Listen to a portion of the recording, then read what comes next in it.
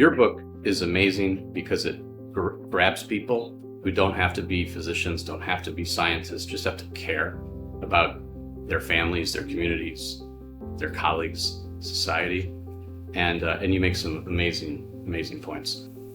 What do you think the main problem is today? I would say the number one issue is a small amount of money that goes to early detection, whether it's finding new technologies, science, more people screen, implementing the existing screening. So more money sounds like this, but in this case, it's really, really important.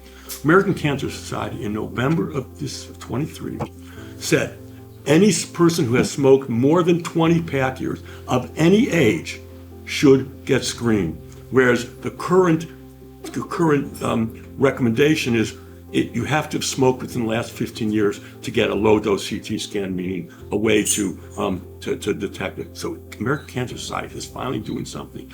So there's a lot of hope, but we need more money. If you just want to think about melanoma for a second, we all have moles on our skin. Most of your moles are fine, but some of your moles you have a dermatologist looking at to make sure it's always fine. And they rub stuff on it, use special lenses, try to find what they call a dysplastic nevus. And if they find one, they may actually take it out, send it to the pathologist to ask, is this an early melanoma, a melanoma in situ, or not? Now, that's just what you can see.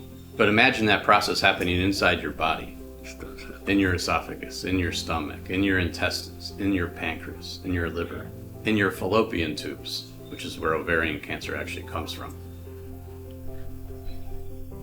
Because that's actually the reality, is that we all have early versions of cancer in many of the tissues of our body at all times. People often ask, how can I be helpful? Yeah, I get that question. Here's how I can be helpful.